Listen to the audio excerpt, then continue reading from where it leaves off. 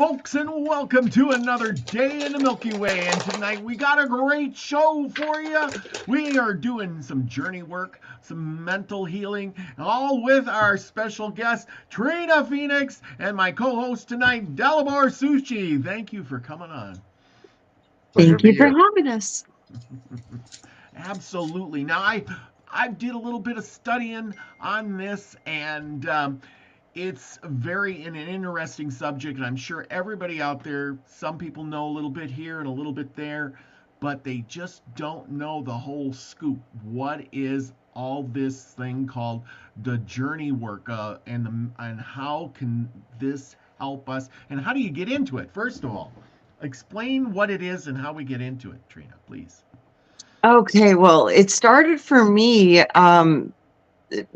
I've always kind of had the ability to do this on my own when I was a little kid, and I didn't know what it was called.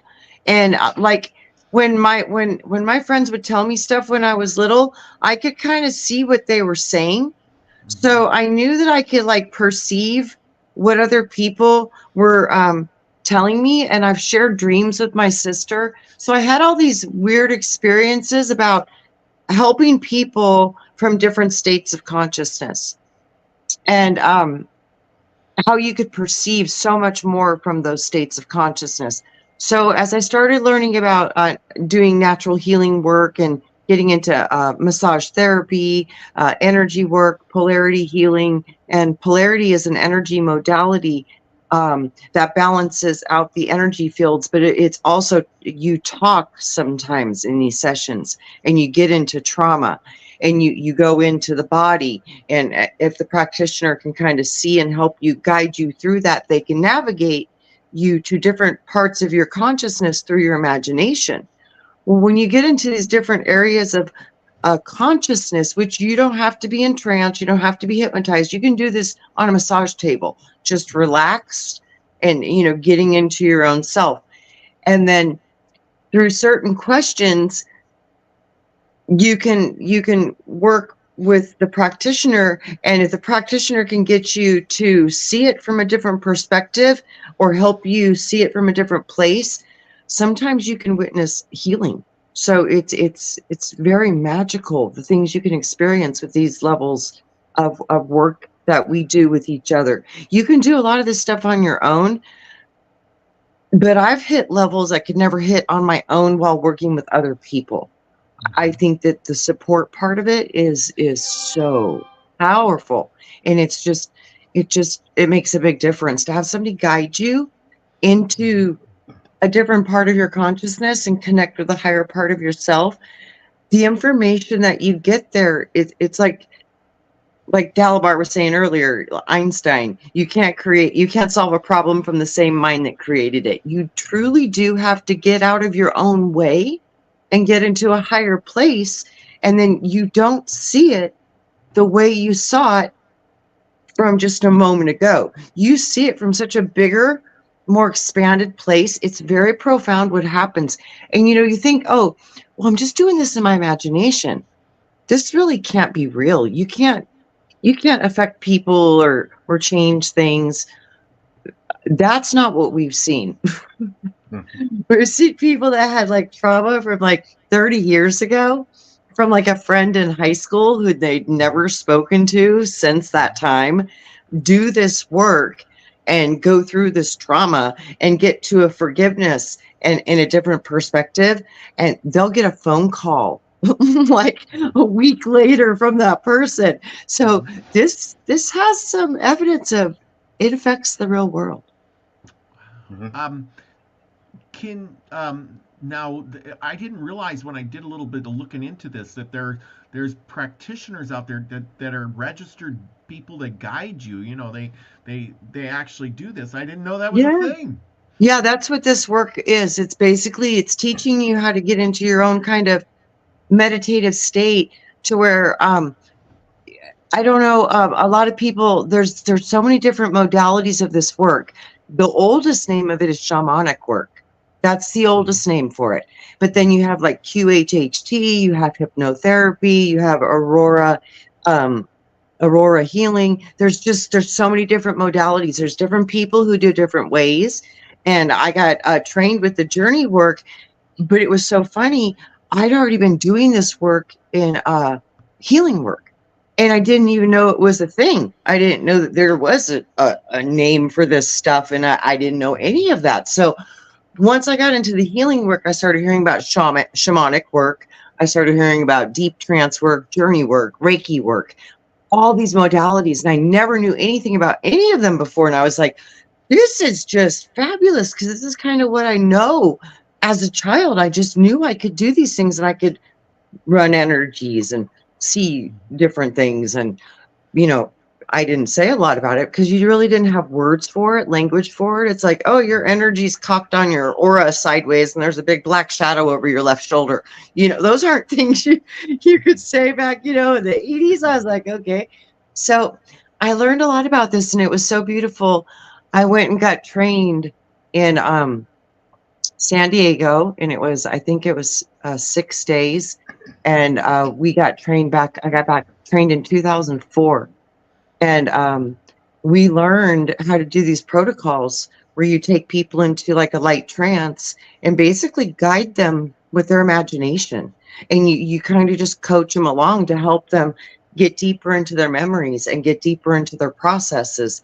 And there's so many beautiful ways to do it. And it's so natural, and it's just really organic. And when you get into trauma, what you do is you put it on a screen. So like I said, different modalities work different, but I put it up on a screen. So I have lots of different tools to get you to see things. And it's amazing what your imagination will do if you just kind of give it instruction. Say, okay, let's see it. But we're not going to feel it. We're going to witness it. You know what I mean? So we're safe. You know what I mean? So there's ways to do this stuff where you can literally view it, see it, and then the inner child is a beautiful part of yourself that I would suggest everybody should meet. And you can meet your inner child in these sessions. And the inner child is usually what holds most of the serious trauma in any human being. It was usually in the Jello mold, what I call, you know, from 7 or below. So within that range, you're just so affected. And everything, it sticks in you. It literally records in you because you're learning about the world and the environment. And until age 7, you're in theta all day, every day, naturally. So that's why children are getting programmed so intensely at that age. So people don't understand. They're literally utilizing a different consciousness. So yeah, this is where you want to go as an adult to heal all of the things that you couldn't process or you couldn't forgive or, you know, let go of when you were a child. And it's so much of those things too, you had no control over as a child. There's nothing you could do. So there's a lot to that. The healing of the inner child and the child work, it's foundational. And I've seen miraculous things. I've seen people have spontaneous healings. I mean, I've seen like bona fide, like, what? Like, what? I mean, really, wow. So I think the more the people do this, the more they're going to see how powerful that they truly are. And they're really going to be able to do some amazing things with their mind and their body. You know, this sounds a lot like NLP, actually, the way you describe it. NLP is not. NLP is programming. NLP is very different than what I do. My practitioner best friend who I work with all the time, she's an NLP master. She's really good at it. She knows it backwards and forwards. But NLP is literally programming. It's getting you into a confusion pattern with language, and it's installing hits. It's literally programming you. I won't program. I'll let you program you, but I won't program you. To clarify, I'm sure, because I'm sitting there going, I don't know what NLP is either. Neuro-linguistic programming. That's exactly what it is. And they use it for like those big sales marketing programs because it's how you get people to buy the things you want. These are certain language triggers that can make you do outcomes. You can see the outcomes that you can produce by saying certain things to certain people a certain way. It'll produce these outcomes. But I don't do programs. Oh, no, I understand, though. I mean, I get what you're saying, because people will get But NLP, NLP, I've seen amazing healings with NLP too. So it's just not I don't want to program. So it's not from my resonant field, but I've seen amazing things happen with NLP. So I'm not down in NLP. It's just not my preference. Mm-hmm. Mm-hmm. From what I was studying today on it, it's more like, you're trying to stand back and look at yourself in a different perspective to find out. It's kind of like, I give the example of watching yourself on a video and going, "Oh my gosh, you mean I sound like that? And I look like that? Oh, I need to do something. My hat's on. I gotta look better, or you know what I mean? But only you're doing it in to heal yourself from whatever has been bothering you that you never really looked at in the past. You say, well, I'll use an example like, we're gonna pick on fat people, everybody, so close your ears if you don't want to hear it. Sorry, but I like to. Anyway, I'll use this example. I eat a lot. I love food. Oh man, eat that, eat. Well, but you know what? Is that a compensator for a trauma that I had when I was younger? A lot of people eat a lot for no reason, no apparent reason at all. But maybe it's a comfort food for some trauma, but you wouldn't know it until you would maybe look at yourself in the past in a different perspective. A lot of women too, if they've been violated and seen as sexual tools when they were children, they'll put on weight to protect. It's a protection device because they'll think if I'm not attractive, they won't want to touch me. Yeah. So there's so many layers to that. I mean, it's so deep. There's so many reasons why people do what they do, especially when they're acting from a reaction to buried trauma. And that's what I mean. These are the things that hold us back in our life. And when you can unpeel them and unpack them, you literally can transform them. And it's so easy because it's just changing your perception. You don't lose any of the information. You don't take anything away. You just add a greater conception of the idea of what you saw.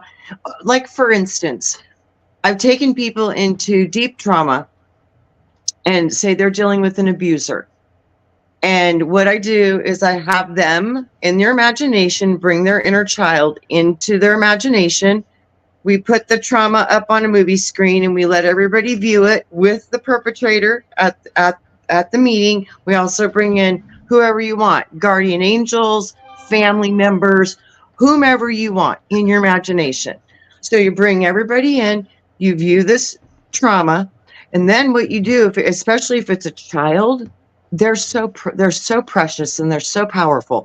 You can say, okay, what would you, talking to the child, what would you like to say to this person? Let them have it. Express it all. And the practitioner doesn't need to hear any of this. So they can be just doing this in their mind, letting them have it, doing whatever they want. And then if they're like, well, I don't know what to do, you can give them creative ideas. Like, what if you make some big mud pies and just chuck them as hard as you can at them? Most people are like, oh, that sounds like fun, and they start chucking mud pies, and then you have them go through a process, clean them up, and then you have a process where you have them speak to you, and you have them speak to you from the child, then from you, and then you give yourself a chance to say what you need to say if you're working with the child, and you can do the same thing while working with the higher self. So there's so many different ways that you can put this together, depending on the session, where you need to go, how you need to navigate. But, oh, wow, it's amazing the things you find out and the things you can heal, because you can't think about it the same way anymore. But it's all the same. The information's the same, except for it's just bigger now. And with that new understanding, like I've seen abusers and the child is confronting them, and they go through the whole process and they throw the mud or do whatever they're going to do. And then they get to the other person and it's their turn to tell why they did it. And it's been so profound when you realize that most of the time they were abused so much worse that they're like, whoa, now I know why, because now I get it. And it just changes the perspective. You're like, you almost feel like compassion because you know what it's like. So you know what I mean? And you know what they got it so much worse. This stuff runs downhill through the genetic lines. That's why we heal it in these higher states of consciousness, because it seems to be one of the only places it really goes through the whole line. Mm-hmm.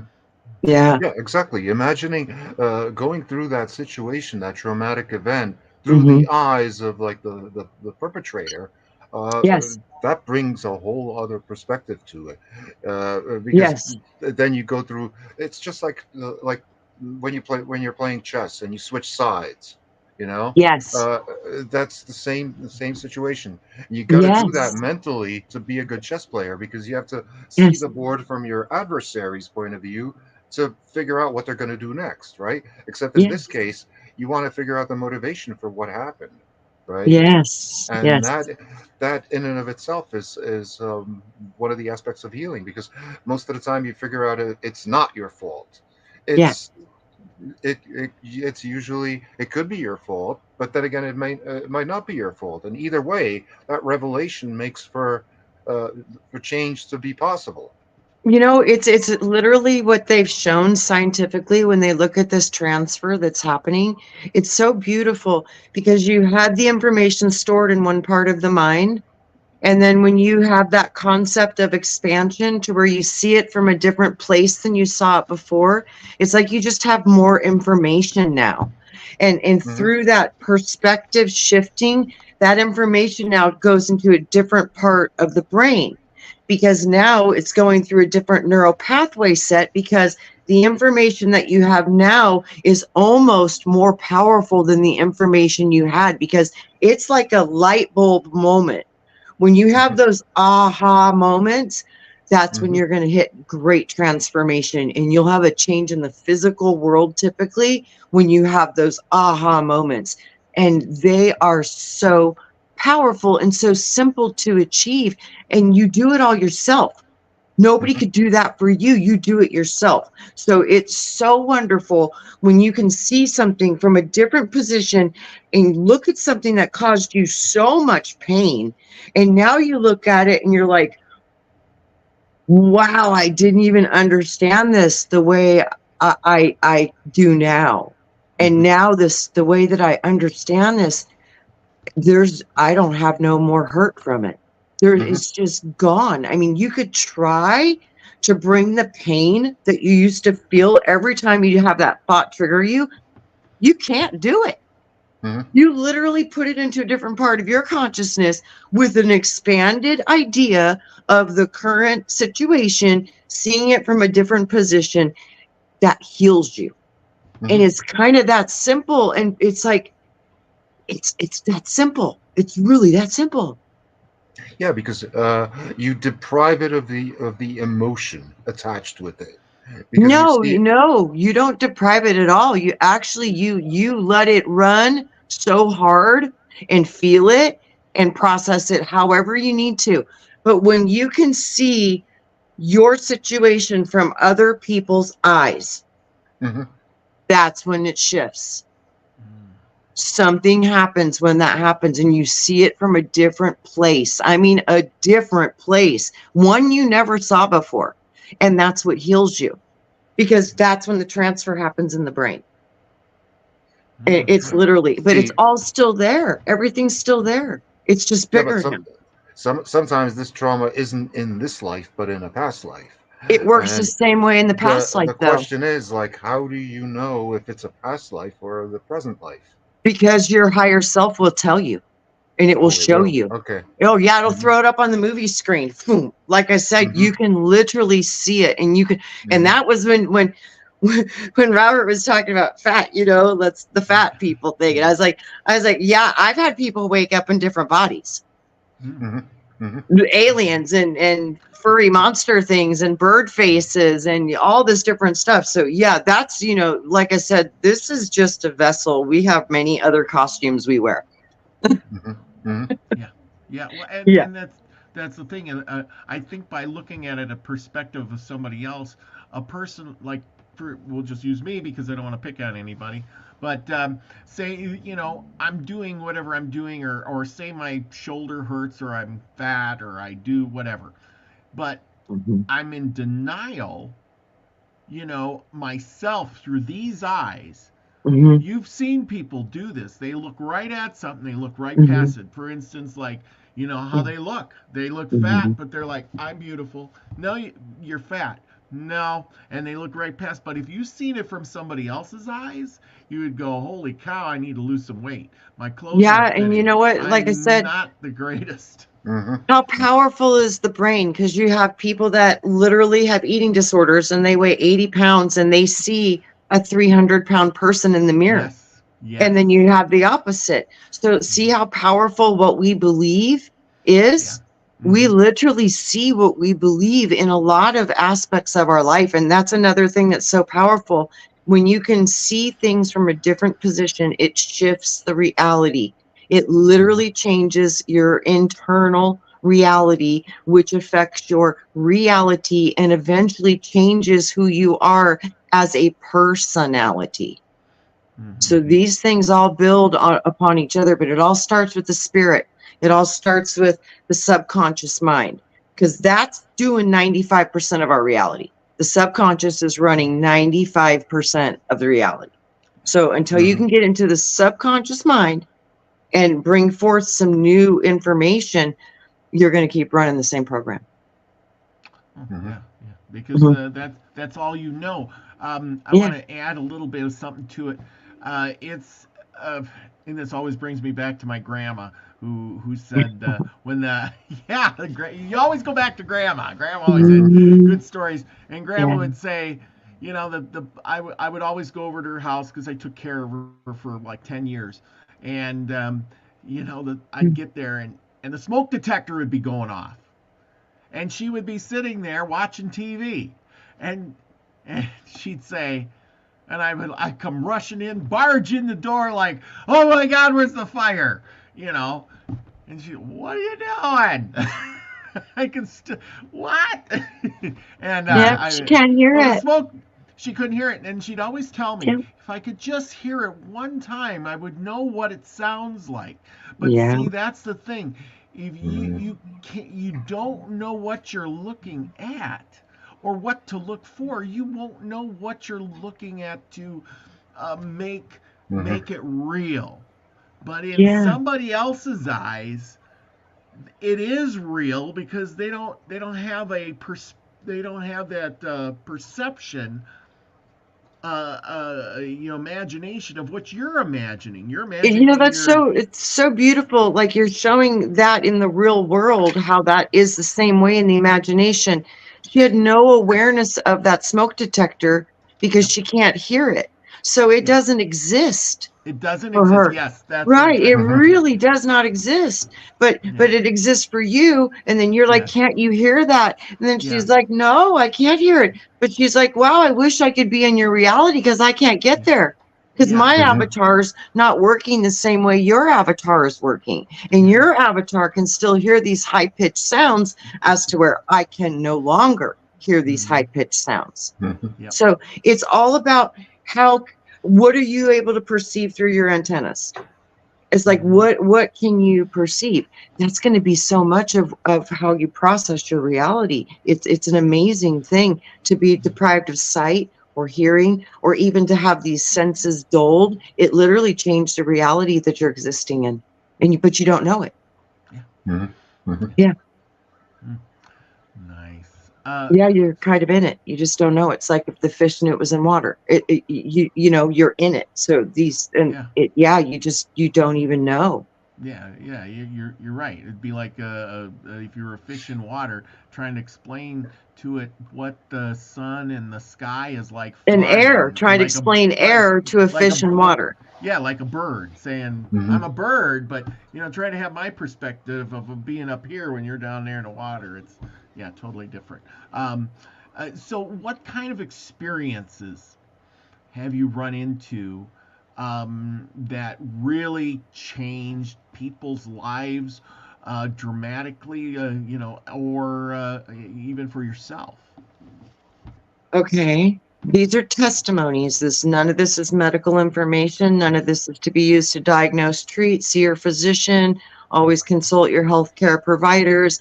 None of this is to be deemed as medical advice or anything of the contrary. So full disclaimer on that. These are testimonies of what I've witnessed.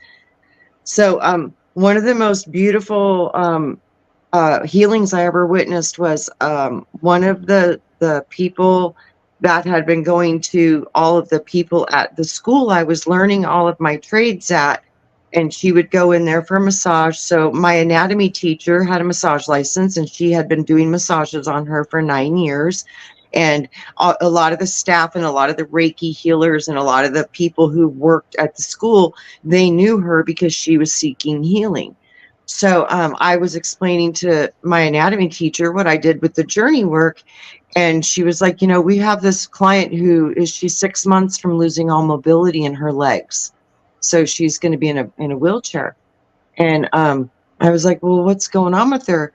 And she says, well, she's got 7 degenerative spinal diseases, and they've been working on her for 9 years. And she has about 7 different physicians, and she's just progressively, it's just getting worse and worse and worse.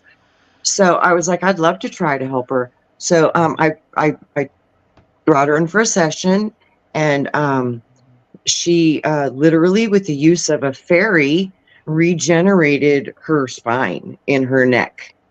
And then 3 months later, she came back and she regenerated her whole entire spine. And then 3 months after that, she was doing yoga again. And 3 months after that, she was able to do lightweight bearing exercise.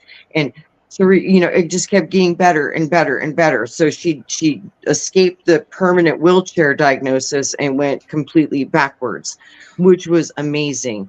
And it was very fast for spinal regeneration. Very, very, very, very fast. So that was miraculous. The fact that she had 7 physicians almost brings to mind that old saying, continuing to do the same thing with the same results is the definition of his insanity, right? Well, if no, one physician couldn't help her, then what made her think that 2 physicians would help her? If 2 physicians didn't help her, what made her think 3 physicians would help her? Well, they were all doing different treatments. Like one was a pain blocker, one was a chiropractor, one was a massage therapist, one was a rehabilitative therapist, one was, so they were all different physicians doing different parts, and nothing was working for her. She was trying everything she could, allopathically, everything. So, but she was not getting well. So, and then they were like, well, why don't you try this? And she's like, I'll try anything, so that's why she just did come and decided to try it. And thank goodness she did, because it changed her life. But she did that. I just got to watch. Yes. Grandpa Brian says, do you think contracts come into play when they experience these traumas? Oh, I do. I really do. Yeah. I think we contract for a lot of our experiences, and those experiences, a lot of it is a repay of either karma, or you're saying, I'll be the villain or I'll be the victim for you to learn this lesson. So there's so many different layers of agreements that we have with each other. I think it's so much bigger than we can comprehend, but I do think that's true. And I think it's very integral and entwined in who you are as a human being. I mean, I really think it's that deep. Yeah. Wow. There's so many parts to this. There is. It's interesting.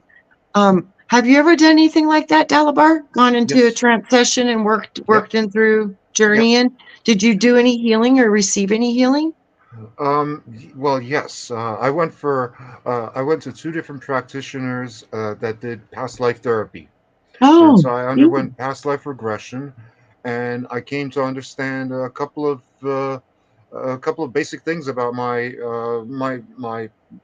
birth. Why I was born where I was born, because in a previous life I had been an office worker, working in the Soviet Ministry of the Interior under Lenin. and Oh, a wow. big believer in communism, and I was Mm. punished for that belief by being born to a middle class family in a communist country, in Wow. Czechoslovakia. So that was like the karma aspect of it. I was punished Wow. for my actions in a previous life by being forced to be the victim of that system of government that I had espoused back then. I've also That's gone awesome. for Ericksonian NLP therapy, which is why I asked that, because I was also made to like put a certain situation in my mind on a screen, like a movie screen, and Uh-huh. immerse myself in that, and then slow down or speed up certain parts, Yeah. Okay. or make it color or make it black and white, and Yep. then diminish it, make the size of the screen smaller and smaller and smaller, until you lose that emotional attachment to it, because Yeah. ultimately it's not your cognizance of the trauma that's at issue, it's your reaction to it. And since, as you pointed Yes. out, 95% of the mind is unconscious, that Yes. that that can affect you in all different ways throughout the body. And I'm Yes. convinced that a lot of Mhm. diseases are actually psychosomatic without. That's what I was seeing. Yeah, I think Yeah, you're absolutely right. I because really see that. yeah, because in my situation, I use an asthma inhaler, right? Uh-huh. So, and when you look at what the effects of this stuff, what it does, it's a muscle relaxant. So why should a muscle relaxant help you breathe better? Better? Well, because your muscles are tensed And up strict. Yep. and Yep. constrict, right? Yep. And Yep. this relaxes them so they can open up and receive more oxygen, right?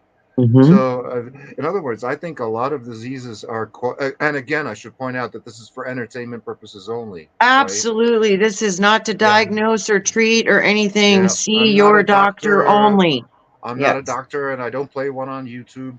So, but These are testimonials, and that's all yeah, they are, just testimonials, but they're not medical advice. hmm yeah. Yes. I'm convinced that all diseases are caused by either an inflammation or a blockage or a psychological trauma of some kind.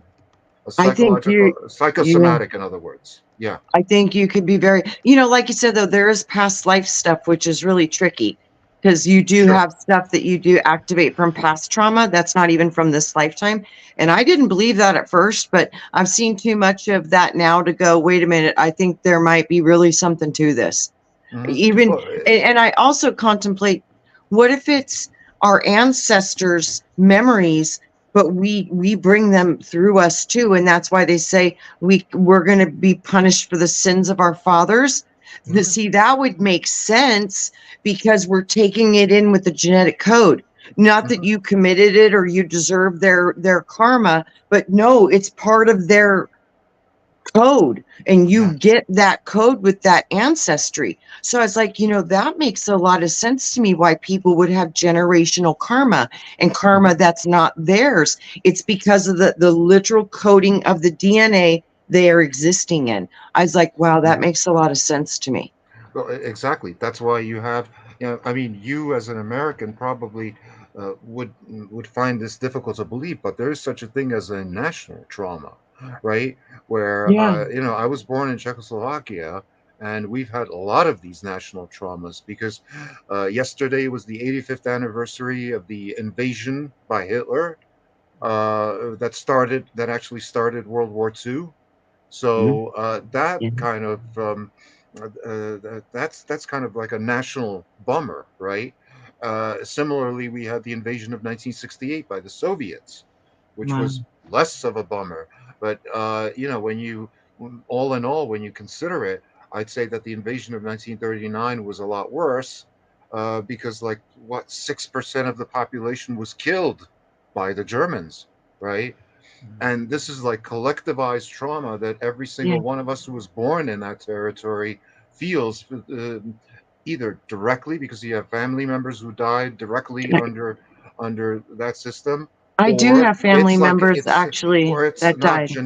or it's not genetic resonance, but it's like resonance in the ether of that place, where even if you weren't Yeah. weren't like related to anybody and you were by chance born in that territory, you would probably experience that that uptightness as well. And that's what's actually at stake here is we are rethinking our relationship with the EU, because the EU is like the abuser, because the EU is dominated by Germany, right? And so we decided, okay, a couple of years ago, specifically 2004, that we were going to give them a chance. So it's like we're the victim and we're giving the abuser a chance. Okay, it's not going to be like old times. We're going to play fair, except that the abuser is continuing that same pattern of abuse, right? And we're continuing that same pattern of victimhood, right? Because it's not the first time we were victimized by Germans, right? Yeah. Because we were under Austrian domination for 300 years before that. Right. So just everything that applies to persons can also apply to nations as well. That's what I'm You saying. know, you know what I keep seeing? Because I'm like, how do you heal this? How do we heal this? And what do you, when you say, we keep repeating, Yeah. Well, why are we doing that? What are humans famous for? Pattern recognition. And we hmm do patterns because the ego needs the patterns to keep us safe. So we're running all of these patterns. And how do we get the patterns? Through the programs. So how would you change the behavior?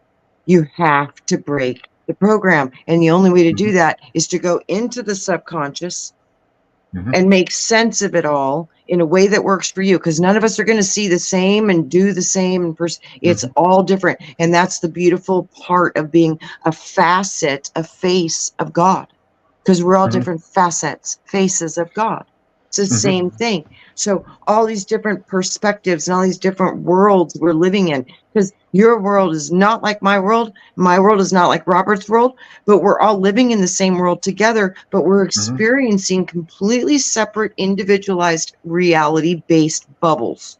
So you are in your bubble, I'm in my bubble, and the bubbles pop, and we're popping in and out of other timelines all at the same time. So it's a conundrum how big you are as a soul. So when we can start to understand how to get into these layers of our consciousness, that literally can create change in you. Because the only way the outside reality changes is if you change you inside. That's, you have to do it in you. Nobody can change your mind but you. I mean, unless you're forced through, getting waterboarded and traumatized, and it can be done that way too.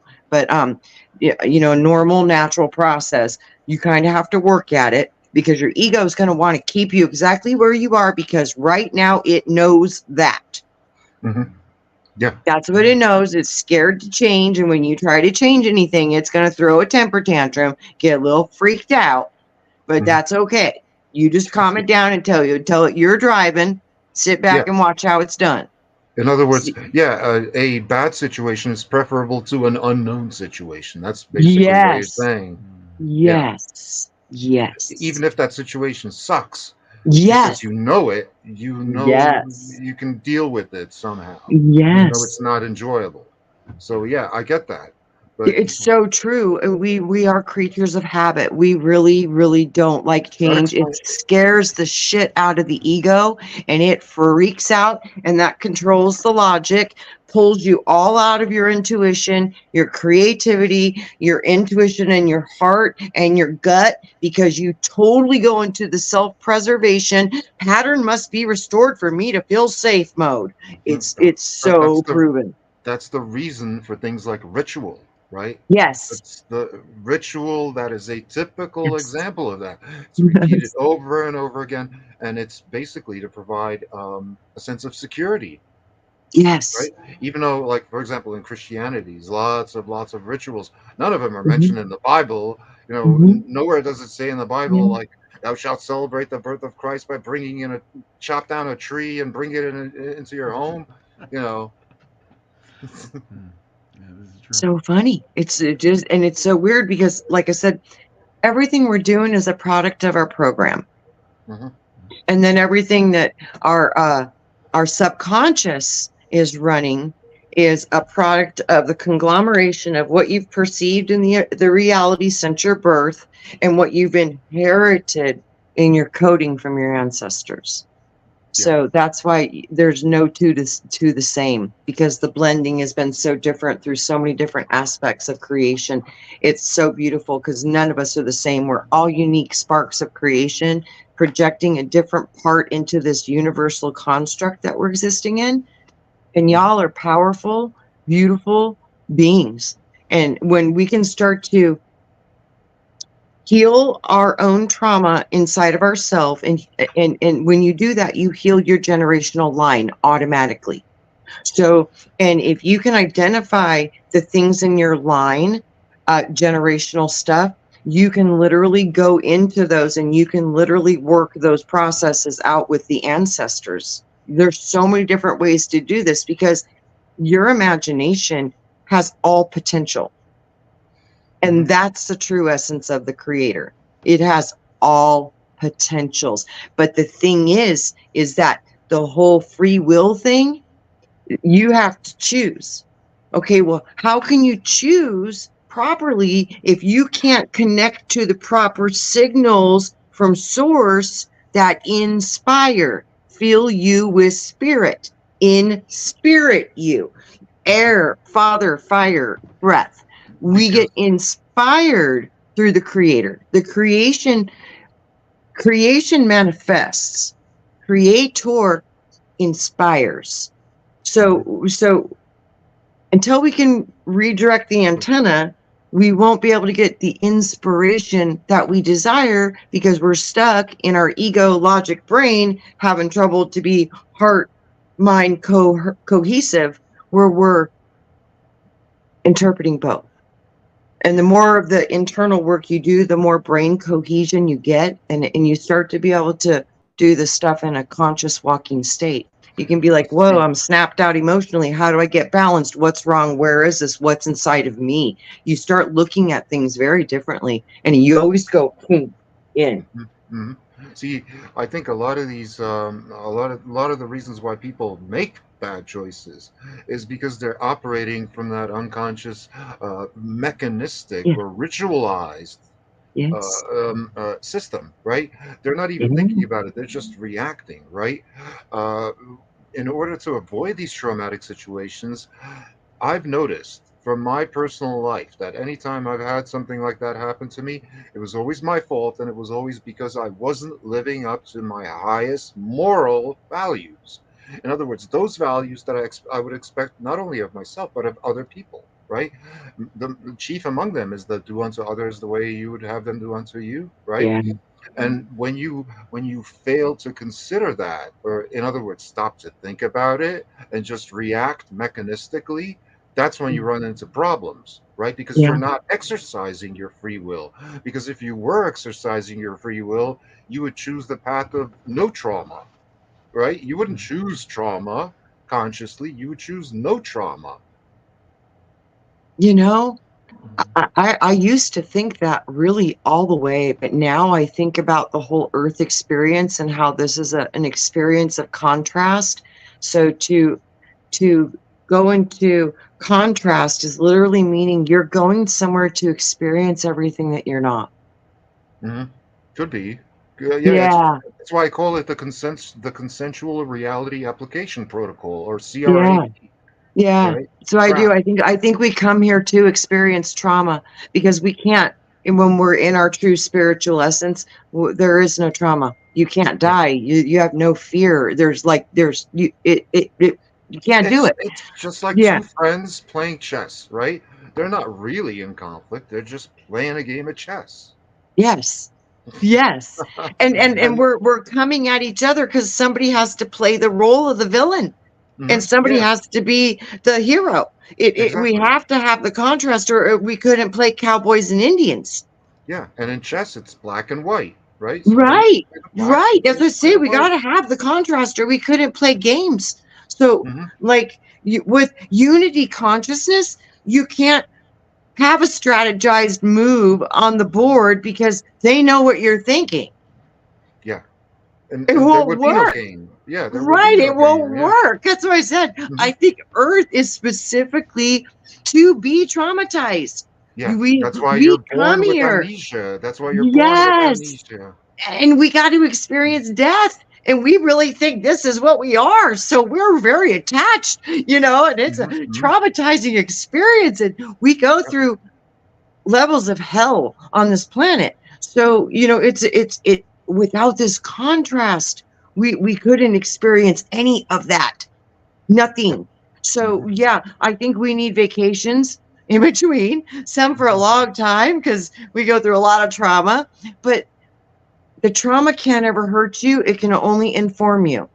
But the trauma that you occur and incur does have an effect on the codes that you carry with you for the rest of eternity. So it's very important what you do. But some of the villains are contracted here to be villains, and that's why they don't get karma. People are like, well, how could so-and-so be a mass murderer and not have any karma and be sitting with Satan? Well, because they were contracted to be the villain for those 142 people who wanted to experience this contrast in the game. That's why.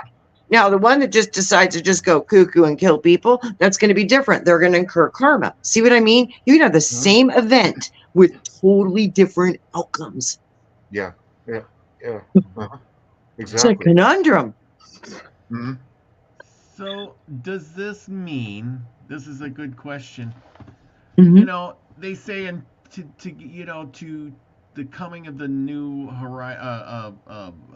age, right? Okay, that's what I'm thinking.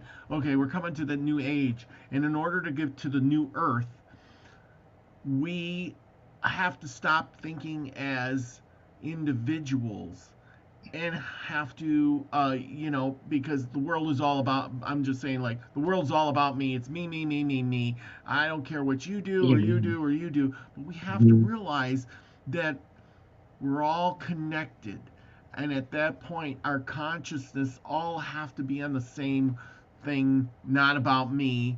It has to be about us, and at that point we can get to the new earth. We can really change things. But here's my question. Here's the thing, right?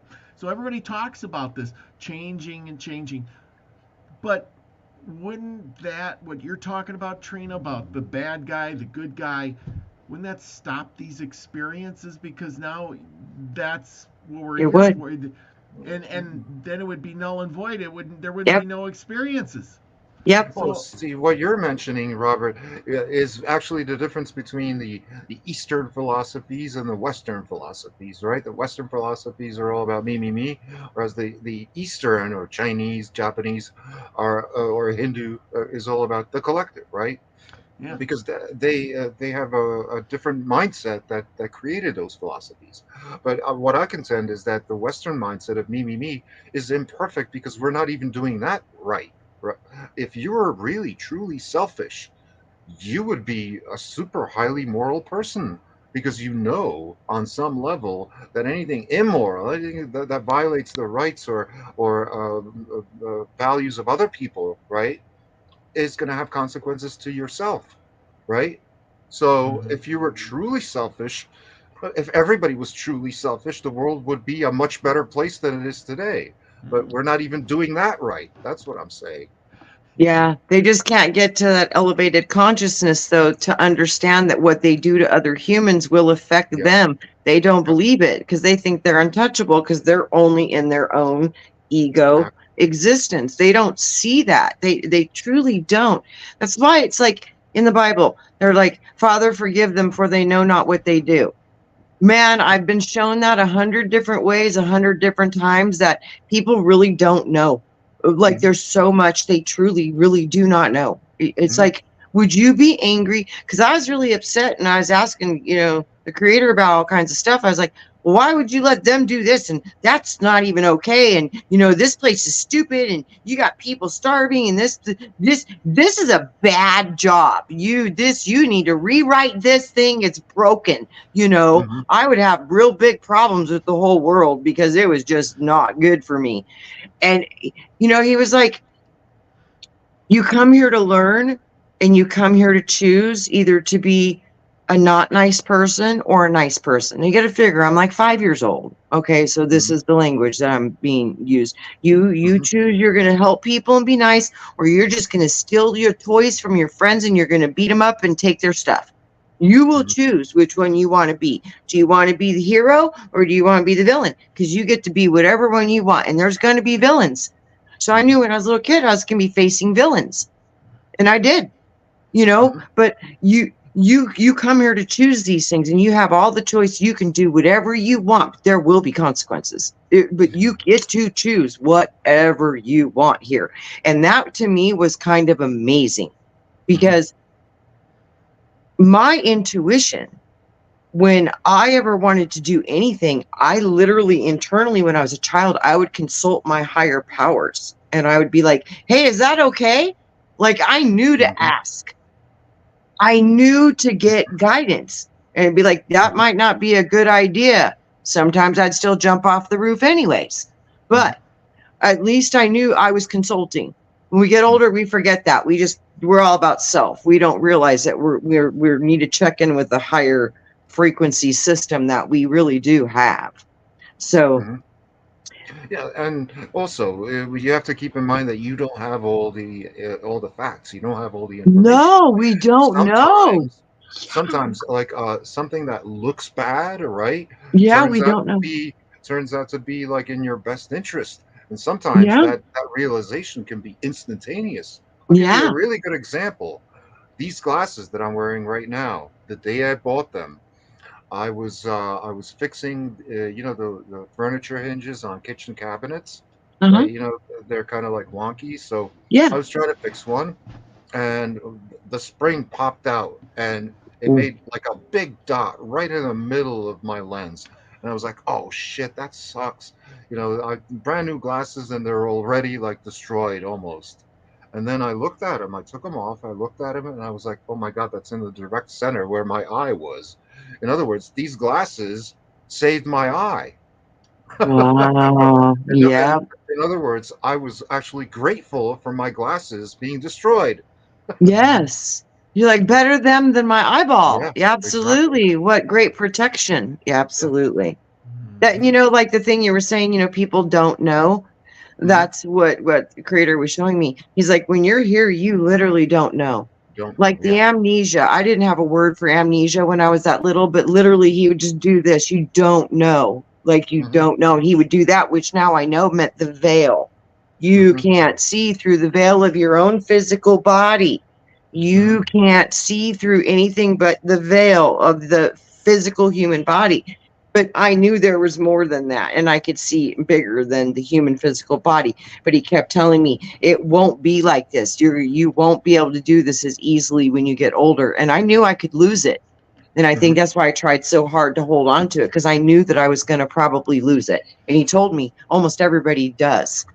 Mhm. So Mhm. yeah, so we need to learn to reconnect with what we truly are, and that happens from going, like you said, into Uh, these higher states of consciousness. And when we do this, we're going to really start to see some beautiful effects on the planet. and and abstain from reacting instinctively to everything, right? Yes, Give it a bit more thought yes. and consideration before you react. Dalabar, when people get to see through the eyes of other people, Mhm. it's just like in the NDEs, a lot of people got to see the effects that they had on Yes, other people. They come back from those near-death experiences. totally They don't changed. have the same desires. Nothing, everything has changed in their world. Well, that's why, because they Mhm. remember what they really are. Mhm. That's all Yeah, you need to do. When you remember what you really are, it changes what you want from this world. You yeah. start to reconnect to what is real, and that part of you, and that love, and that unity is so core of what you truly are. You Mhm. truly want for nothing else. And everything here becomes silly, silly. Mhm. So there's no more reactions because everything's kind of funny, and it really doesn't matter in the long scope of things. This is the blink of an eye. You start to see how it really Mhm. isn't that big of a deal. I don't know why we're so attached to it and so upset about it, because it's kind of not that important in the long scheme of things. It's Exactly. truly, it's truly That's part of blink the of an eye. reframing. The reframing that happens when you change your state of consciousness, right? We're back Yes. to that Einstein quote. You can't solve a problem with the same mindset that created it. That's why Yeah. sometimes you do have to change your mindset. And of course, a Yeah. lot of people revert to a common one, and that's also part of the ritualized, repetitive aspect, and that's alcohol. You know, Yes. and that's why it's still one of the most popular drug on the planet, That's and why the they one call that's it causing the most. spirits. That's right, and that's why it's causing so many problems because people are not thinking about it. They just like instinctively go to the store and buy a bottle, right?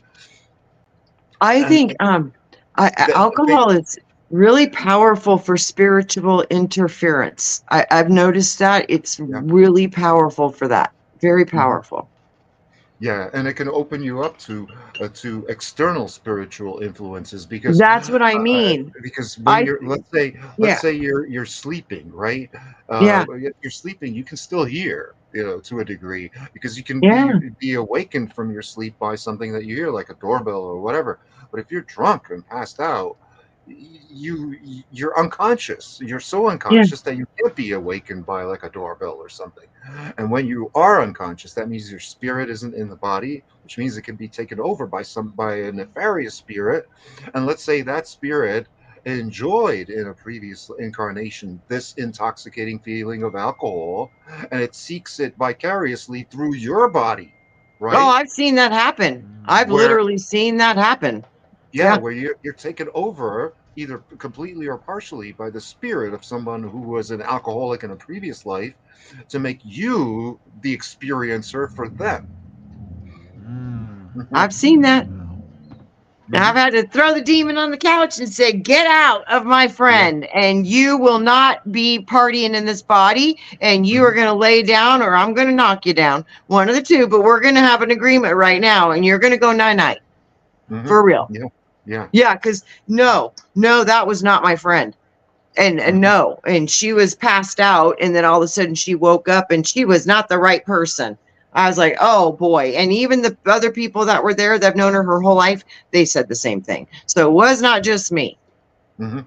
Yeah, a lot of people's personalities change, and somebody who gets drunk behind the wheel, they kill two people. The cops tell them, and they're like, whatever, But then, 2 days later, when they come to their senses, they're like, oh my god, and then they pay the price for it for the rest of their lives.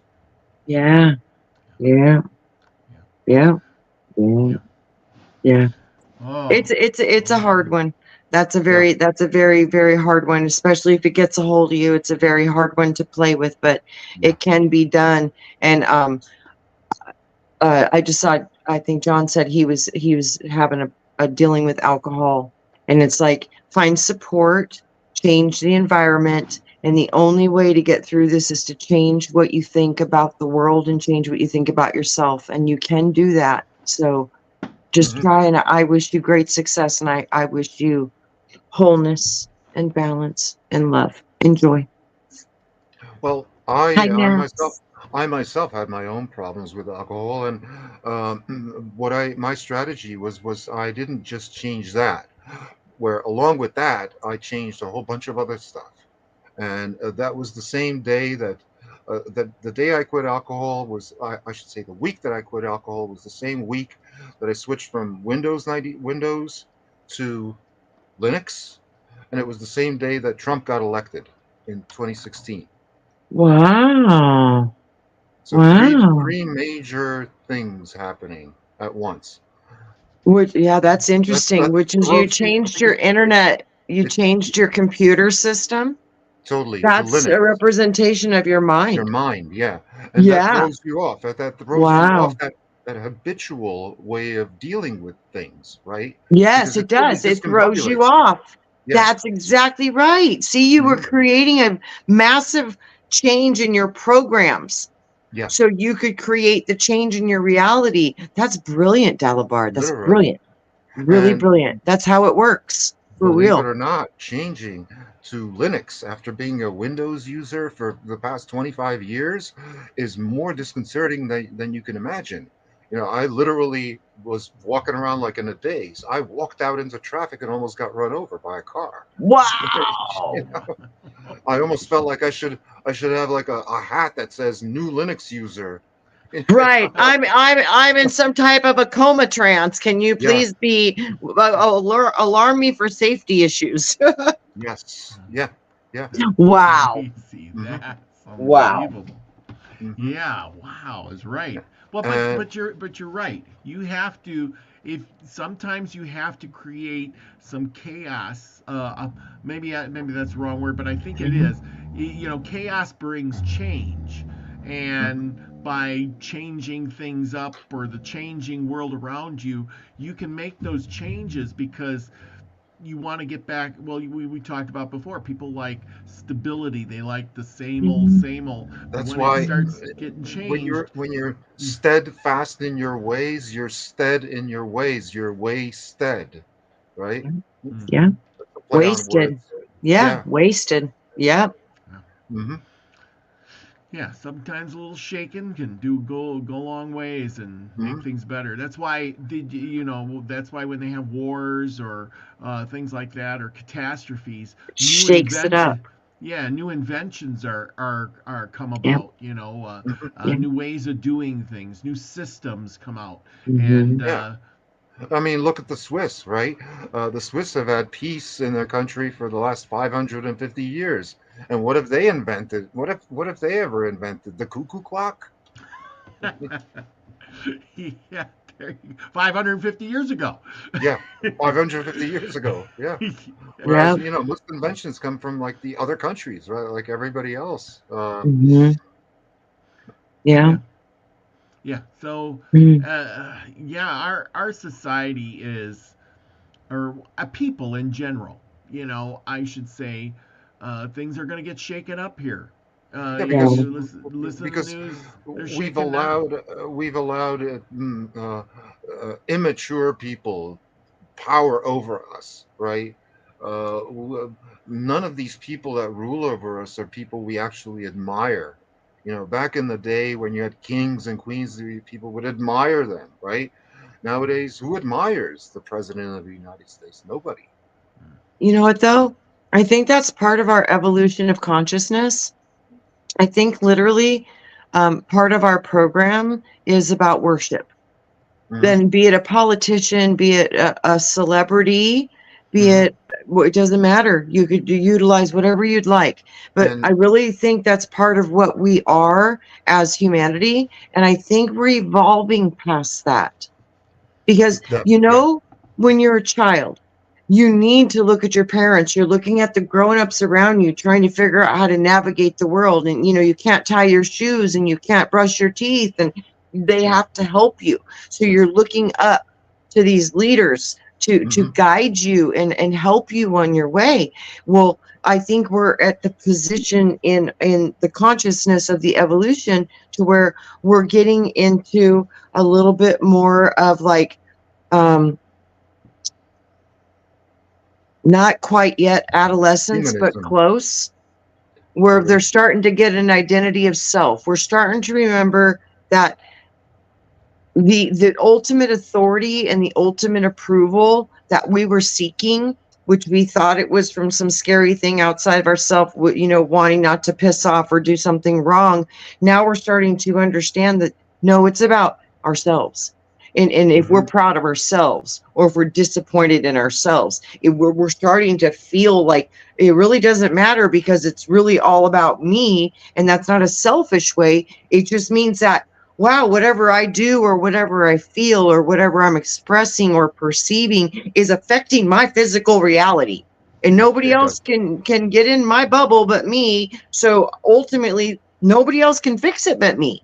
Yeah. Nobody can. Ultimately, Yeah, no. what this is indicating, what you're saying, is basically the downfall of religion, right? Because Yes. we've seen like organized religions lose their power. They've all started mellowing out, so to speak, Well, and this is becoming more and more why. secularized. But Well, because it's religion's not the only religion, because politics is a form of religion too, that's why I right? said it And doesn't same with matter. any Yeah. ideology, whether it's leftism, rightism, Marxism, communism, those are all religions. And just like Right. the Democrats are like a religious sect and Republicans are like a religious sect, that too is losing its hold over us. Because when you really get down to the nitty gritty and analyze it, no religion or ideology has ever served us. None of them. None of them. No, I think there's stepping stones so you can, have a template of maybe what's right or wrong in your belief, maybe Mhm. a basic foundation of Sure. of good and evil, so you can kind of see the contrast of what those things might be. But you can't live to serve an invisible being thinking you can do whatever you want and they're going to be able to absolve all of your sin. That's not going to Hmm. work. It's No. not going to work. I don't know why that's not going to work that way. You will be responsible for what you use with this lifetime and how you affect the world. There's no other way around it, because the universal laws will supersede any dogma that we have placed on this planet, because quantum physics will not bend for a fight over whose God is bigger. Quantum won't do it. So the universal law of cause and effect will not bend. It Hmm. will not. It Yeah. will be there no matter what, regardless. So what you cause, you will feel the effect. And it's so amazing because you explained that perfectly with your past life regression. You Yeah. supported communism and you got brought back into a communist country. Yeah. That is exactly the universal law of how it works. So Mhm. God didn't do that to you. You did Mhm. that to you. Exactly. Because That's right. that's a You law did of that. physics. It's a law of physics, and karma is one of those laws, right? Yes. Yes. The Mhm. law of cause and effect. And then there's also the other one too about equal and Action opposite reaction. action and reaction. I'm like, what's the Yeah. other one? It's about you do the action, the reaction's going to come back just as hard. Yes, Yeah. action, reaction, cause and effect. These laws are bigger than the constructs of man. So Hmm. these are bigger. So when we can start to understand that we're part of that bigger, and to make sure we're in a happy stance with the universal laws, most everything else will probably work itself out. Yeah, I think so. Yeah. Yeah. Once we start thinking about the situation rationally and in on an individual basis, instead of the way we've been programmed to, which is reflexively and automatically, right? Yeah. Where sometimes a solution to a problem can involve something that looks like communism, right? and it Yeah. and in that one particular instance, that could be the best solution there is. And in a different situation, it could be something entirely different. It could be, let's say, capitalism, right? Yeah. Yeah. Yeah. But I think this is so much about right now where we're at, and this is the whole 3D, 5D thing. I think it's Mhm. about a level of personal responsibility, sovereignty, learning how to control the emotions. And a Mhm. lot of the way that we learn how to control our emotions is when we get to heal our trauma, because Mhm. then you can't get triggered anymore. It's like, really, bring it. It's not there. That's right. That's right. Really? Yeah. Okay, try. Yeah. And Oh, that didn't work. Try it again. Oh, a it still lot. didn't work. Wow, I'm better. I Mhm. can't be triggered anymore. Mhm. That's Yeah. freaking fabulous. But only you can unlock those things inside of you. And you guys can, and it's so easy. One of the funnest parts of when I take people into these sessions, if they're not afraid of UFOs, because some people are terrified of them. So I can't do that if they are. And I have to discuss, are you afraid of these? Tell me what you got going. If you don't like clowns or what, let me know. So we don't hit any of those things, because you don't want to do that. So it's amazing where you can just say, okay, imagine in your mind you're boarding a spaceship and you get to bring along whatever crew you want and load up your ship and get ready to go, push the go button, let's fly through space. But the thing about this magic spaceship is it can shrink down to the size of the tiniest particle, or it can get larger than the sun. What do you want to experience and where do you want to go? And when people go out into the space and into the cosmos, literally, I can always get them to find out where in the body that is. And they always tell me. Interesting. Yes, it Interesting. is. Yes, it Hmm. is. That's what I mean. Hmm. These are some of the fun things that you can learn to do, helping people navigate through their consciousness, because you can give them tools and protection devices. And like the only armor that any of my people need is a magic flashlight, because it can Hmm. become anything Hmm. Hmm. like that. Yeah. It's amazing what you can do in the land of imagination. And this is where our superpowers truly lie. And this is where the power of the immortal child is. Remember, I told you guys, I asked God when I was a little girl, I says, if you could show me what you were in the human world, what would be the closest thing to show me what you are? And he showed me an infant child. And then he showed me a dog. And then he showed me the word and he flipped it. God is dog, God, dog. So the more I understand my consciousness and the more I get tuned into the best part of me, it literally has the consciousness of the wisest human consciousness you could ever fathom, but seeing everything through the compassion, the excitement, and the wonder of a child. That would be the creator. Yeah. That's how it looks. With the eyes of a child, with all knowing at the same time. It's so brilliant. And what you were mentioning before with the imagination being so powerful, this is true. This is true, and that also extends to things like expectations, right? If you have a generally negative mindset and you're expecting a negative outcome, there's a greater chance that you're actually going to get that negative outcome than if you're expecting a positive outcome.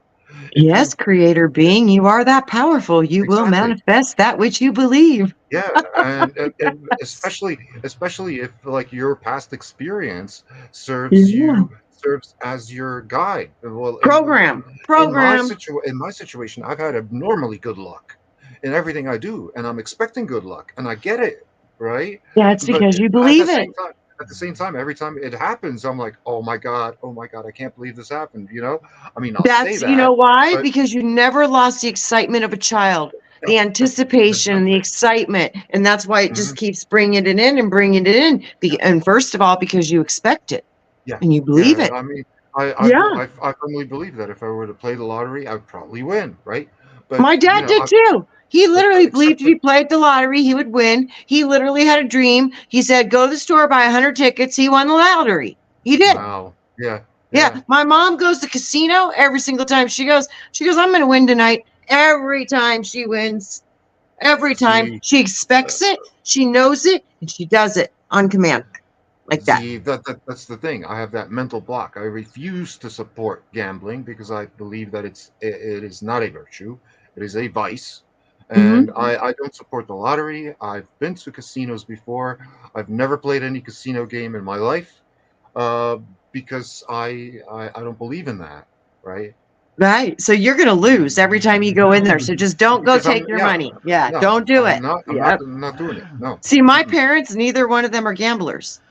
Yeah. My dad does not play the lottery every week. He never does. But there was this one part of his life where he kept hearing and getting that inner nudge, you need to play the lottery. He's like, why? Something different. That's something different. He's like, why? And my mom, she goes maybe twice a year for a birthday or, something like that. So it's because they don't do it often. They don't abuse it. It's in moderation, but they follow their intuition. And like I said, my dad just followed the intuition to buy the lottery tickets. But my mom, she uses her expectations of always being a winner, and it always brings her wealth. It brings her wins every single time.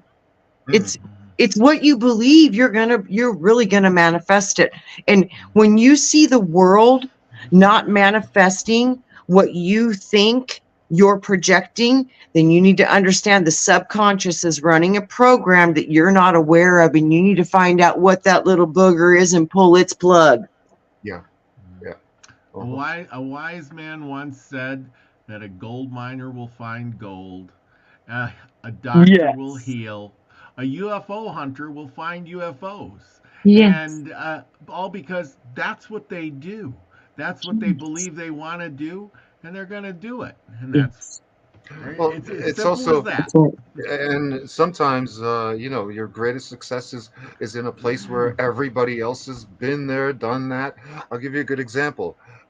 There's a gold mining town in Australia. I mean, not gold mining, opal mining town called Coober Pedy, right? And there's a big old opal mine there, and there was this kid who wanted to get into opal mining. And so he was like, didn't even get into the mine. He's just looking at the entrance. And above the entrance, embedded in like the dirt, there's like a rock So he pulls it out, and it's like the biggest piece of opal ever, right? Yeah. And it was right above the entrance all Yeah. those years that it was operating. Yes. So But he had the vision to see it. yeah, that's See it. what I mean? That's All those other people were just Walked right walking by. into the mine, right? Yep. Do their Walked right digging. by. Yeah, well, that's what we talked about at the beginning of the show about Yeah. if you know what you're looking for yeah, versus these other people knew that their opals were down at the end of the mine, and yeah. this guy They was have to put all this effort into it. They have to walk like 2 miles into the earth, and then Mhm. hammer and chisel because they Yeah, had that vision, right? yeah, Yes. Yes. Mm. Yes. yeah, That's what I mean. We are really magical creator beings, and by um all of our experiences, we don't remember who we are. Mhm. And when we start to go into our inner worlds and through our imagination, which is just using the imagination of a child, it's so much fun. And this work is literally that easy. Let's use your imagination. Close your eyes. Let's imagine a spaceship. Let's go for a ride. Okay, show me what you see, what you feel. Okay, where are you? Is anybody there? Okay, they're like, I can't see anything. Well, get out your magic flashlight. I'm going to help you see, because that magic flashlight shows you exactly what you need to see. You just use your imagination, journey into your consciousness, let it show you what it needs to show you. Have no filters, even if you think you're making it up. Just trust. Just go with it. It doesn't matter if it's right or wrong. It doesn't even matter, because it's all about for how to help you. So Mhm. I like I said, I saw a fairy regenerate a woman's spine Yeah, with her yeah, imagination. yeah. Wow. Beautiful. Yeah. Wow. I mean, the Hmm. holes you could put your pinky through, they were closed in Hmm. 6 months. Mhm. And Hmm. they've been getting bigger and bigger and bigger, documented by 7 physicians for 9 years of Hmm. it getting worse. And it reflipped itself on its head. So she did amazing healing. And like I said, there's no way to even deal with any of that, but because you can't. It's something that's unseen, untouchable, but it works, and you do it. Nobody can do it for you. But Hmm. well, like I said, I'm a great cheerleader, and I've been doing this stuff for a while, and I love to watch people do miraculous things for their own mental construct You and know what this? physical body. Yeah, Huh? you know what this sounds a bit like? What? This kind of reminded me of remote viewing, right? Most of these modalities are, I think, in the same frequencies of brainwave. So I don't Yeah. care what you're doing it, if you're calling it NLP, remote viewing, astral traveling. Hmm. The only difference I see between Yeah, because uh, with remote viewing, you go through like a set of protocols. Like, okay, what do you touch? What are you touching? What do you hear? What do you see? What do you smell? What are you tasting? Same thing with Write it down. QHHT. The same thing with Yes. QHHT. What do your feet look like? What does your body look Yeah. like? Yes. And yeah, I do that in my modality too. I need to know what they are. That's how I found out my clients were in different bodies on different planets, Hmm. because they would describe their body. I'm like, well, that's not human. You know what I mean? Hmm. So Hmm. that's how you find these things out. You make them look at their own self. Can you see your hands? That's a big one. Look at the hands. If you can look at the hands, most people can identify with their feet before their hands. So you usually try with the feet first.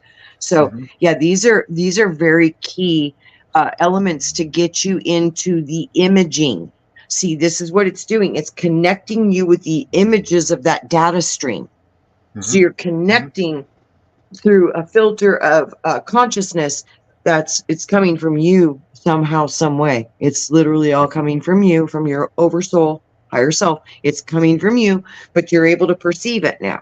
So Hmm. as soon as you can perceive these things, this is while you're perceiving it and you're in a different state of mind, which is a different vibrational rate of your brain. It doesn't matter if you're remote viewing, doing hypnotherapy, doing massage work, because people can get into trance with touch and energy work. Reiki sessions can do this too. There's a million different ways you can get there. But when you have a guide to help you through the imagination process with a goal of what you wanted to accomplish. And see, 90% of this work is intention. Do you have a clear intention of what you want to accomplish?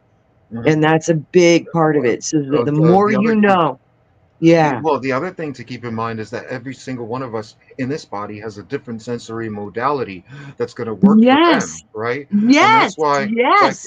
the one I forgot to mention, not just smell, touch, taste, hearing, and feeling, but also kinesthetic, right? And that's why Yes. you do have things like ritualized dance to get into a trance, which people like the dervishes do, or even like if you've ever seen images of the Wailing Wall with the Jews Dalibor, praying, where one they time. do the shucking, where they Yeah. keep going like One that. time I had a client in trance, and she was laying down, and she literally sat straight up and put her hands up in the air, and she started singing in this ancient light language. It was so beautiful. The whole school like stopped. Wow. It was so powerful. And the voice that came out of her, it was profound. I mean, I've seen that. I've seen like Hmm. people get activated in these sessions where they literally just sit up and just start Yeah. doing this stuff. And it's like, whoa, that's cool. Yeah, I've Yeah. seen some amazing stuff. I've seen people let energies out of their body that were so powerful, immediate projectile vomiting. I've seen convulsions. I've seen so much intense emotional release.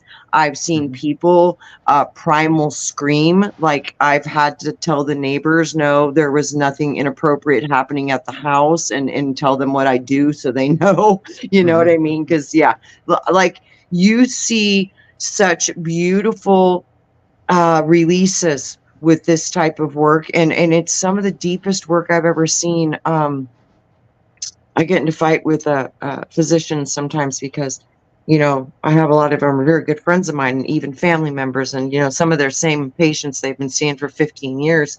And they laugh and they're like, oh, so-and-so had a relapse again, blah, blah, blah, blah, blah. And there's a running bet. If you want to keep them, don't send them to me. Yeah. Yeah. That's because They know. they don't use the word cure anymore. Yeah, It's always just it's not treatment. working. It's a Yeah, treatment, right? it's There not is no working. cure. Treatment. Yeah. Yeah, it's not working. It's not working, or they wouldn't be there for 15 years still having Hmm. relapses. That's a Yeah. little too long for a treatment plan in my idea. So we argue about that quite frequently, and it's a great discussion. It gets kind of heated sometimes too. Yeah. Woohoo. Yeah. Can you Yeah. imagine if it took 15 years to heal a broken bone? Yeah, when I could 9 years of suffering, and I took her in and she used a fairy and fixed it all in 6 months. Yeah. I'd rather Yeah. go that route, but that's my Yeah. own personal opinion, and it's not medical advice. Y'all seek professional advice from your physician only. Thank you very much. That's Yeah. right. Yeah. But well, with that, we're coming in the hour and a half, close to it. We're gonna wrap this Mhm. up because people are heading over to Max Vision Remote View Yes, go class. see Max. Yep, Remote viewing. Yep. I put the link in the chat here. Go over there, check him out. I'm sure he's getting a full house by now. He's usually about the time we get done, he's on his first his first card or something like that. Robert, can I Picture. ask you, Yes, do you yes. feel like you understand what this is a little bit better now? I Do you do. get it? Yes, I get it. Awesome. I almost want to try it. I wonder what's wrong with me. Yeah. Do it. There's Do it. nothing, Yeah. it's nothing, you can do this work Mhm. just to go in and talk to your own soul and your own inner child and get to know yourself. You don't even have to have a like, I need to heal this, or you don't have to be broken. You could just say, soul, I want to know more about you. And literally go in and start to just explore your own vibration, your own creation, your own light, your own consciousness, and just let your imagination guide you, because the I Magi Nation is the magic in you. Mhm. Yes, yes, it is. And Yeah. I know there's something special. I'm more than just this body. I do Oh, know that. yes. And Yes. I'm And all if for that. see if you're the writing type, you might want to try Mhm. an interesting exercise and like write your resume the way you. Hey, Lucky Stone, write your resume the way you would want it to look. Right under ideal circumstances, like let's say you were born in the best place on earth, you were had the best parents on earth, you're rich, parents, both doctors, all that stuff, right? And Yeah. write your resume that way, and then Mhm. figure out like, okay, how is it different than what I'm living right now? Mhm. Very good exercise. I Well, bet that is that a good is. idea. It Yeah. is. I bet that is. Yeah. Yeah, but yeah, Robert, anytime you ever want to try it, we can do it. We can do it on Oh, that'd be Zoom. great. That'd be great. That'd be Absolutely. great. That'd be great. Yeah, just go into your Cool. imagination. Like I said, I want to start doing this for people so they can understand. I do have licensing agreements for when I do journey work, but I'm actually I'm working on creating my own protocol, the one that I've done since I was a child, and integrating it with the other modalities that I've learned, because all of them have little pieces I like, but all of them are missing parts I want to put in. So I want to start to formulate my own. And like I said, this is. Let me see. I can just show if you got one, a couple more, just 2 more Yeah, minutes. we got minutes for you, Trina. Don't you worry. Okay, because I started drafting like like part of like my introduction to get people into going into their trance session, and this is just a part of it, but this is like a rough draft. It's not even, it's like okay, so we are all on a journey of our own consciousness. We get programmed by our own experiences and perceptions, but you are so much more. You are a divine consciousness. You are more than your physical body. So I go through that. Then I go through the layering of self and the protection fields and the energy fields and calling in your divine guidance. And so there's a whole process, because I've noticed with a lot of these, there's not shielding and they're not closing portals and closing stargates and closing the session like you would close down a session from a cards or Ouija, anything. It has to be closed.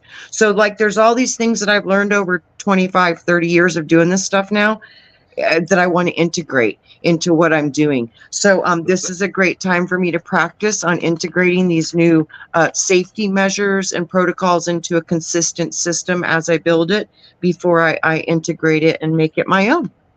And that's Yeah. interesting because to me, that sounds a bit like it's got elements of ceremonial magic, right? Where when you do a Yes. ritual, first you got to do the banishing, right? Yes, Then and you you got do to the set up the invoking, protection. the Yeah. protection, right? Yes. Yes. And then you close everything down. Are you complete? Is this finished? Are we good? Say Yes. goodbye to everybody who decided to come along on the journey of your consciousness with you. Tell them goodbye. It's time to close everything down. Close all the portals. Yeah, close everything down. Reset, reseal the auric field before you disconnect, reseal the field. So there's just other things that I've seen, oh, this one has this, but they don't have any of this, and this has this, but this doesn't have this. So like I said, but I was doing this intuitively when I was a little girl. I would do it at sleepovers and work with my friends that had trauma, and I would help them imagine a better outcome, and it would heal them. I was doing it when I was 7. I didn't know what it was, though. I thought it was just playing imagination games before we went to sleep at night to make them happy and have good dreams. I didn't even know. Didn't know. I didn't even know. Well, I bet you work really good on children because they were. I do. And Robert, children are wizards. Yes. You have to be a very good practitioner. Honestly, you need lots of experience before you try to work with children. They will outsmart you, and they are way faster than we are. So children, wow, hold on to your shorts. You want to meet the masters? The children.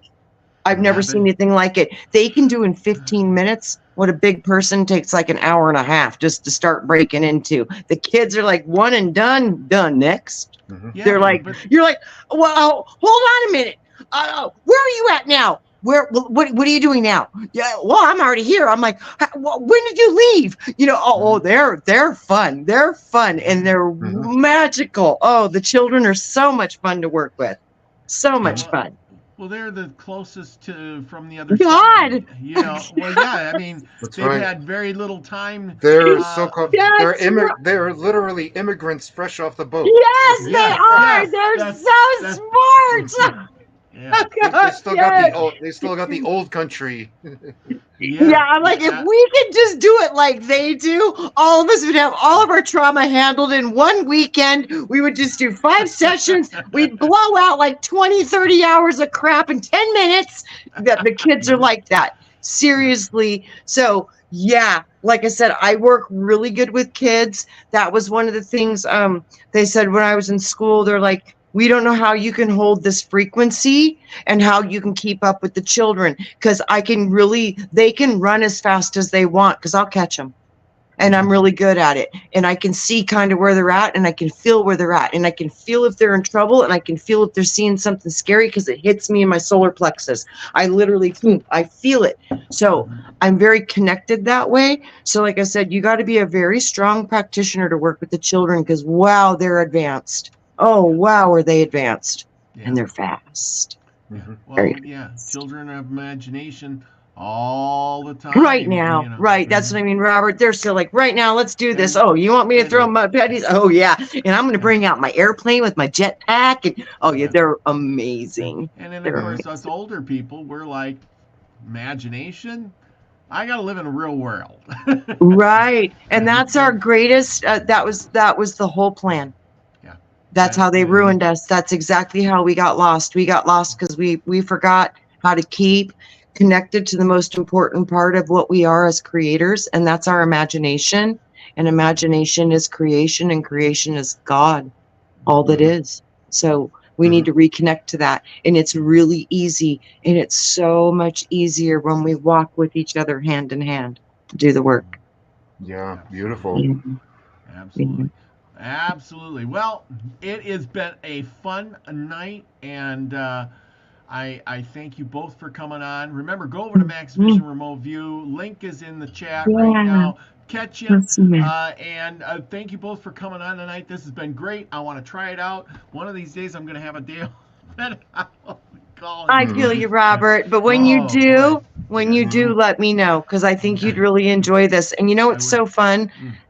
I would love for more people to work together. I mean, we could even maybe do some private Zooms where we could work together and we could watch each other do the work and expand and grow as doing, guided meditations grouped together. Because there's a million ways to do this.